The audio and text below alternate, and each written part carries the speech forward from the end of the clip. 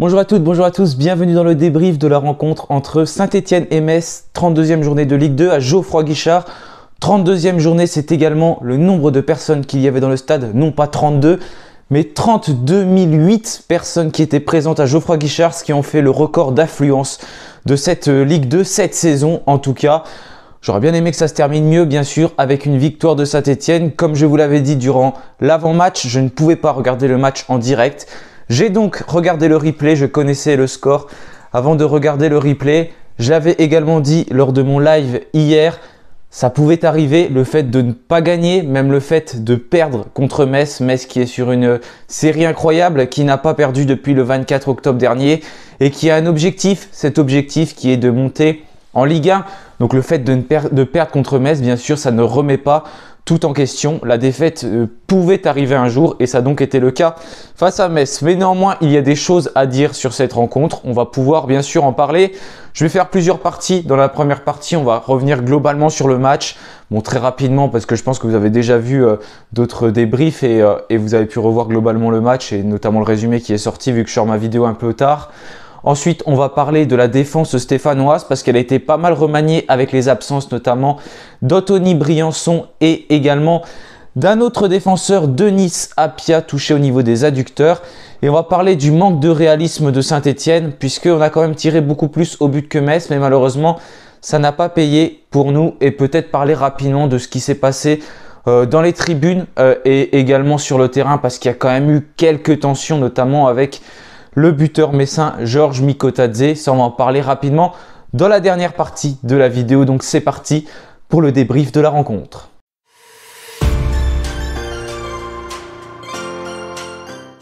Alors voilà, comme je disais, Laurent Batles a dû composer avec un 11 un peu remanié, pas forcément énormément, mais quand même un tout petit peu, notamment défensivement.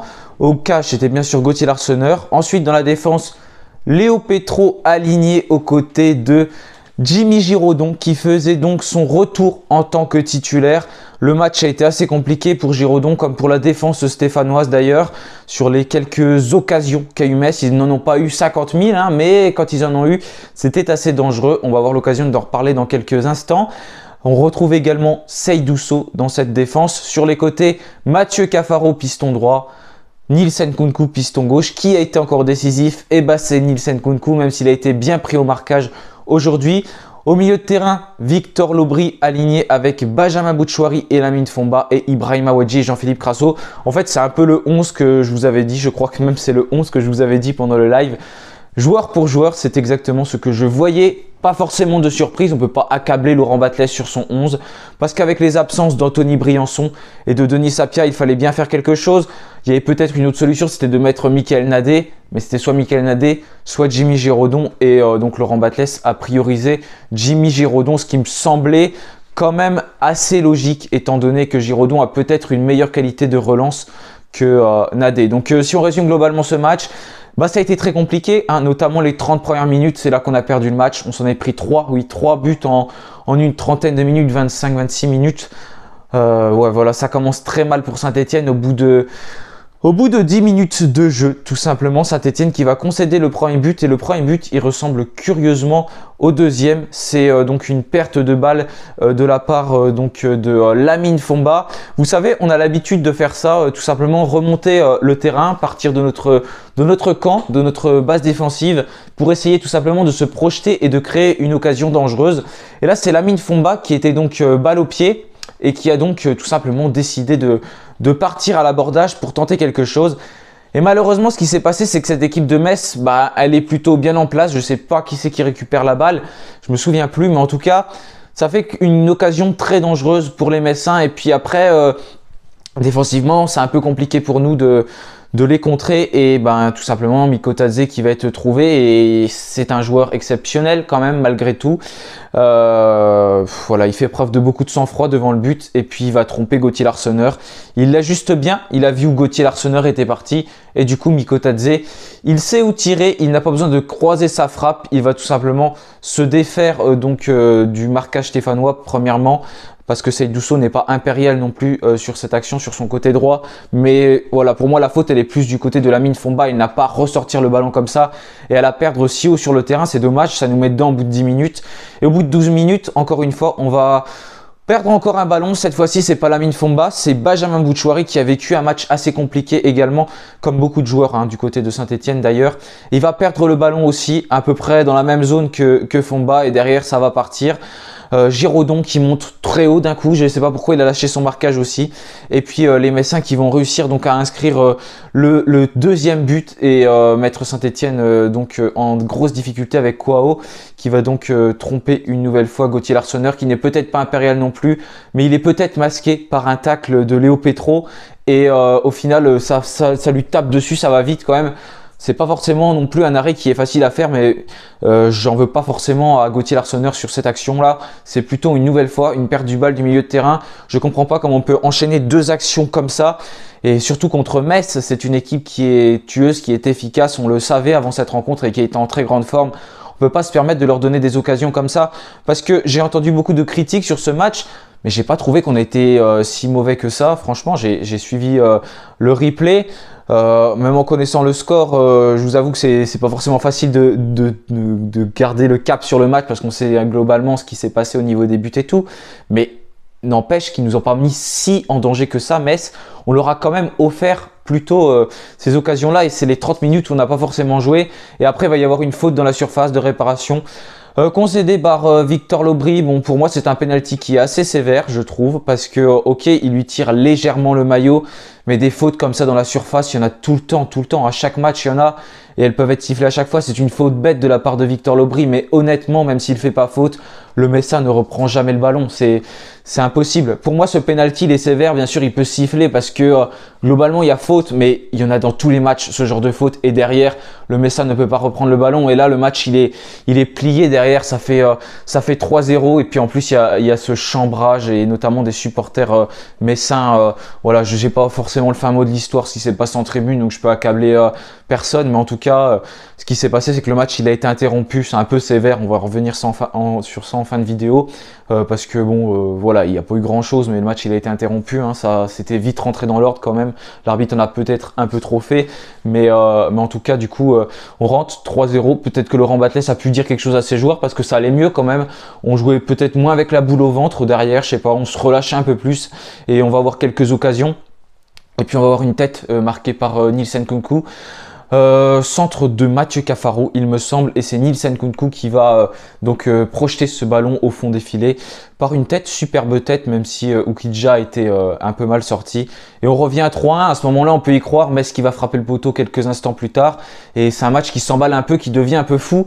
Là on est mieux dans notre match, on est plus en place, on tente plus de choses, c'est plus intéressant, mais malheureusement en deuxième mi-temps, on va toujours avoir cette maîtrise du ballon globalement. En fait on a une possession qui est très stérile. Si on regarde sur l'ensemble du match, on a 70% de possession de balle, donc c'est énorme.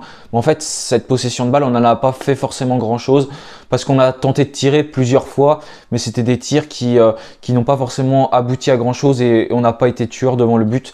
Donc voilà, Metz au final n'a pas forcément beaucoup tremblé. Ils n'ont pas forcément eu énormément d'occasions non plus en seconde mi-temps.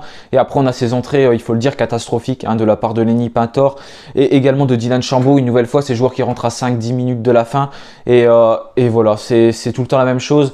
Ils rentrent, mais comme je disais pendant le live, c'est pas forcément des aidés de les faire rentrer comme ça, et au final ils n'apportent rien et ça nous met en difficulté nous et également eux, le fait de les faire rentrer comme ça, parce que derrière ils ne savent pas vraiment comment se mettre en place, comment faire sur le terrain, et ça devient compliqué. On n'a pas réussi à avoir les arguments donc pour battre cette équipe de Metz, être plus dangereux, j'ai envie de dire, même si globalement on a eu cette maîtrise du ballon, mais dans une possession assez stérile.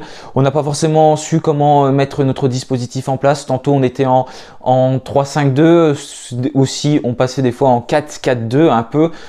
si on regarde, parce que en fait Lamine Fomba avait un rôle aussi très défensif, comme lors du match contre Grenoble. Je trouvais qu'il redescendait beaucoup. Là, il l'a fait encore une fois avec un Lamine Fomba qui revenait donc en arrière pour suppléer les montées de Mathieu Cafaro et également de Denis Nkunku. C'est pour ça que des fois on était en 4-4-2, parce qu'on avait toujours ce milieu de terrain avec Victor Lobry et Benjamin Bouchouari et Ibrahim Awadji et Jean-Philippe Crasso, pardon, qui était donc en pointe de l'attaque stéphanoise. Mais au final, voilà, ça a été compliqué un peu pour tous nos joueurs qui sont plutôt passés au travers de cette rencontre. Franchement, il n'y a pas un joueur qui ressort particulièrement du lot, même si j'ai bien aimé une nouvelle fois Nkunku qui tente des choses, qui est assez bon sur son côté et qui voilà, essaye de mettre un peu plus comment dire, d'impact comme il le fait assez souvent. C'est quelqu'un qui, malgré le fait qu'il a été pris au marquage, a essayé d'apporter des choses et il a réussi à plutôt s'en défaire. En début de match, ce qui a changé par rapport en deuxième mi-temps, c'est qu'on ne passait pas sur le côté gauche vraiment, où qu'il y avait Nkunku, et on a réussi à plus le trouver ensuite. Et ça nous a aidé. Donc voilà, dans l'ensemble, on a eu des joueurs qui ont été pas mal en difficulté, notamment ce secteur défensif. Donc ça va être la deuxième partie de la vidéo, parce que je trouve que c'est important d'en parler. La défense qui a été remaniée par Laurent Batles, il n'en avait pas le choix. Et cette défense qui a été mise en difficulté.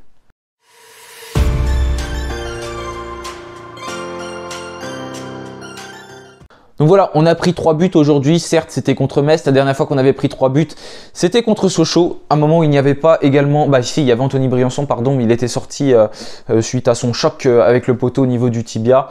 Mais on a été quand même en difficulté sur les quelques contres de Metz, parce qu'en fait le problème de ce dispositif en 3-5-2, je vous l'avais déjà dit, mais c'est qu'on a des pistons. En plus, nos pistons ils sont pas super défensifs, parce que Nkunku, je trouve qu'il défend mieux qu'avant, mais il est quand même souvent en difficulté quand il est dans des face à face. Et Mathieu Cafaro, voilà, on sait, c'est un ailier de base, c'est pas un joueur capable de défendre, et du coup ça fait qu'on a tendance à avoir beaucoup d'espace dans le dos. C'est pour ça qu'aussi que Lamine Fomba avait un rôle défensif quelquefois. Mais c'est pas évident de passer pour Lamine Fomba d'une projection haute à une projection basse quand Metz contre-attaque, parce que notre équipe est haute. Et souvent, Metz a eu des opportunités dans notre dos de se lancer. C'est une équipe qui est très rapide en contre, qui vraiment a des bons arguments, des bons atouts et qui techniquement est quand même assez propre. Et du coup, ça a fait qu'on a été mis en difficulté sur ces actions-là. Gauthier Larsonneur s'est interposé une ou deux fois. Quelques fois, nos défenseurs se sont fait fumer, parce que Léo Petro, qui avait l'habitude de bien tacler, là, ça a été plus compliqué pour lui.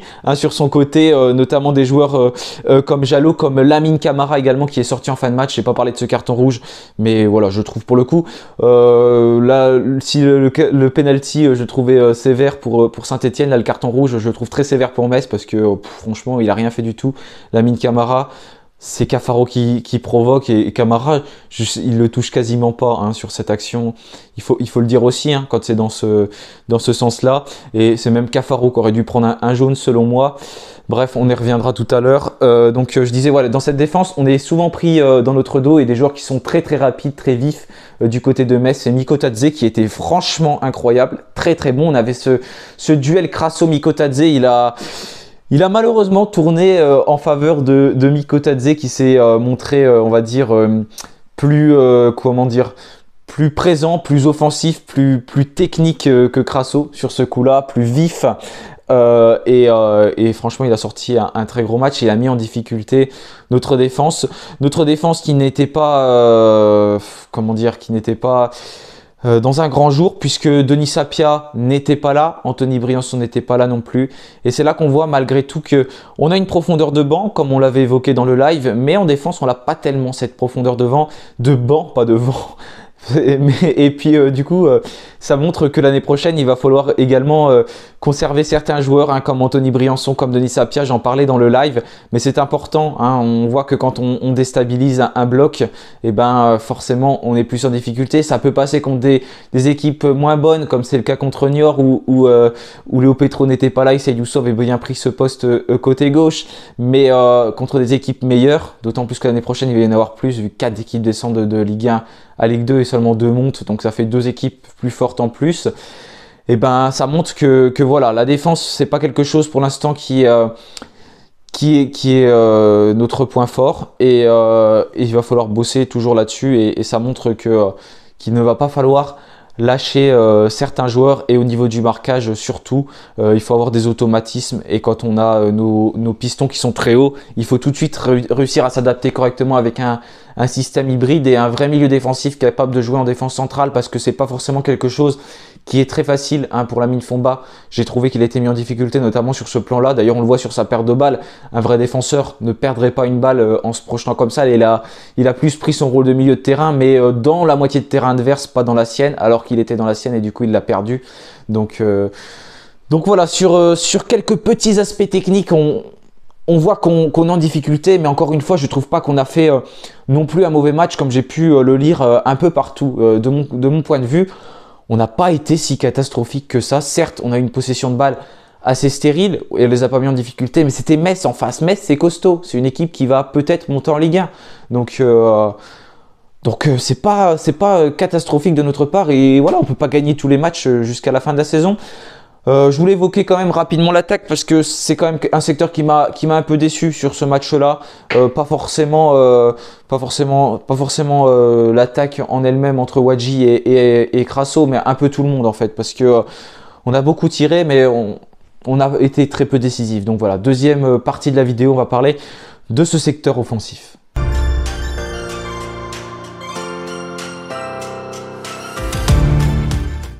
Alors déjà, je vous parlais de cette possession de balle de Saint-Etienne qui était globalement beaucoup supérieure à celle de Metz, avec 70% de possession de balle. Ça se ressentait dans les passes déjà, puisqu'on a fait 594 passes, Metz en a fait 263. Et par contre, on a été meilleur au niveau de la précision. La précision des passes de Metz était quand même assez catastrophique, 69%. C'est pas un pourcentage haut. Contrairement à Saint-Etienne, on était à 85%. Donc ça montre quand même que on n'a pas été si catastrophique que ça, même si techniquement peut-être qu'on a été un peu en dessous, parce que nos passes elles n'étaient pas forcément très risquées, alors que Metz c'est peut-être ça aussi, ils n'ont pas eu forcément beaucoup de ballons, seulement 262 passes, c'est pas énorme, donc ils ont tenté plus de se projeter à l'avant, forcément ça peut faire du déchet technique, c'est aussi là-dessus que ça joue. Au niveau des tirs, 21 tirs pour Saint-Etienne, c'est énorme, 10 tirs pour Metz. Au niveau des tirs cadrés, on pourrait se dire que Saint-Etienne est largement devant, eh ben non. 5 tirs cadrés pour Saint-Etienne sur 21 tirs, ça fait pas beaucoup de tirs cadrés. 6 pour Metz sur 10 tirs. Donc voilà, déjà c'est un premier point au niveau de l'attaque de Saint-Etienne qui n'a pas été efficace sur ce match-là. Beaucoup de frappes tentées, soit désespérément, soit des frappes qui sont passées à côté, ou des frappes qui étaient trop molles et que Oukidja a réussi à s'accaparer assez facilement. Je me souviens également d'une très bonne projection d'Ibrahima Wadji en début de match, qui a fumé tout le monde sur son côté droit. Et au final, ce qui s'est passé, c'est qu'il y avait peu de présence dans la surface. Il n'y en avait même pas du tout en fait. Parce que son ballon, il était très bon, il a centré. Mais au final, Crasso n'était pas là. Et c'est même Victor Lobry, je crois, qui était le plus proche de cette action. Donc c'est dommage sur ce genre de bon ballon là. Parce que Wadji, il prend quand même du temps à passer tout le monde à droite. Mais il n'y a personne qui se projette rapidement dans la surface. Et après, on a été assez inefficace, comme je l'ai dit. On a tenté. Mais voilà, c'était des frappes un peu désespérées. Ibrahima Wadji qui a raté également une belle balle en début de match, voilà, il la touche de très peu, et au final Oukidja n'a pas été mise en difficulté sur le centre de Nissan Nkunku. On a eu une frappe également de Mathieu Cafaro, c'était la première frappe du match. On a tenté quand même, il faut le dire, même si des fois je trouve que des fois il y a des moments je voudrais que Crasso tente, il tente pas, et il y a des moments il faut pas tenter des joueurs et ils tentent. J'ai l'impression que des fois on sait pas trop quand il faut tirer. Et ça a été un peu dommage, même si bien sûr on reste une des meilleures attaques de cette Ligue 2. Mais sur ce match, c'est un reproche que je peux faire. Voilà, cette attaque qui a été très peu dangereuse, contrairement à celle de Metz qui a été beaucoup plus efficace, beaucoup plus dans le but. Et même Gauthier Larsonneur s'est interposé quand même une ou deux fois, fait quelques beaux arrêts. Et on a centré à de multiples reprises. Encore une fois, on a centré. Encore une fois, on n'a personne pour mettre une tête au fond des filets. Et c'est dommage, même sur un corner, à un moment donné, j'ai cru qu'on allait marquer sur un corner. Ça aurait été un miracle, mais non. C'est pas passé loin, mais le ballon qui a traîné aux abords de la ligne de but du portier donc de Metz. Mais malheureusement, ça n'est pas rentré. Il n'y a pas eu un Stéphanois pour pousser la balle au fond des filets. Et après, en deuxième mi-temps, on s'est peut-être un peu éteint aussi entre la 60e et la 80e. On aurait peut-être dû plus pousser. Et ça n'a pas été le cas, malheureusement. Et on a un petit peu pêché. Donc voilà, c'est peut-être un reproche que je pourrais faire sur ce match. Offensivement, ça a été plutôt compliqué pour nous. Mais après, il faut dire qu'aussi au milieu de terrain, On n'a pas été aidé parce que les joueurs ils sont plutôt passés à côté, notamment Benjamin Bouchouari et Lamine Fomba. Même s'il avait un rôle plus défensif aujourd'hui, Lamine Fomba, Victor Lobry, on l'a pas trop vu non plus. Mais du coup, quand on perd les duels au milieu de terrain, c'est toujours très compliqué pour l'attaque de se projeter. Peut-être qu'aussi cette équipe de Metz était plus en place que les autres équipes. Donc c'est normal. Voilà, comme j'ai déjà dit et je le répète, pour moi cette défaite elle n'est pas catastrophique. Il faut pas avoir peur de ça. Il faut surtout regarder les autres matchs qui arrivent. Un Rodez qui sort aussi d'un beau succès contre Annecy, là 3-0. Donc ça promet un beau match. On a une revanche à prendre contre eux. Et voilà, il va falloir aller gagner là-bas. C'est des équipes qui sont en bas de tableau. Et si on veut assurer notre maintien tranquillement, il va falloir le faire parce qu'eux, ils sont pas loin de l'assurer non plus alors que c'était mal barré. Mais ils ont bien remonté la pente. Donc bravo à eux aussi qui comptent 40 points désormais, points positifs. On est toujours dans le top 10. Donc ça, c'est quelque chose quand même qui est très bien. Voilà, pour terminer rapidement, je voudrais parler aussi un peu de ce qui s'est passé sur le stade, dans le stade au niveau des comportements de certains joueurs et puis peut-être aussi des supporters parce qu'il y a eu quelques tensions dans ce match.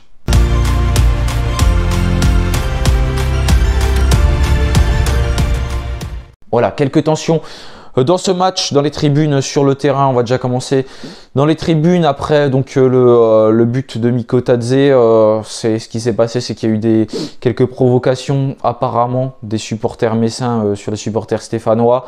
Bon, à mon avis, c'est ça, c'est pas l'inverse parce que c'est Metz qui menait 3-0, donc je pense que c'est plutôt les supporters de Metz qui ont provoqué. Puis bah voilà, malheureusement, ce qui s'est passé, c'est que les Stéphanois ont répondu.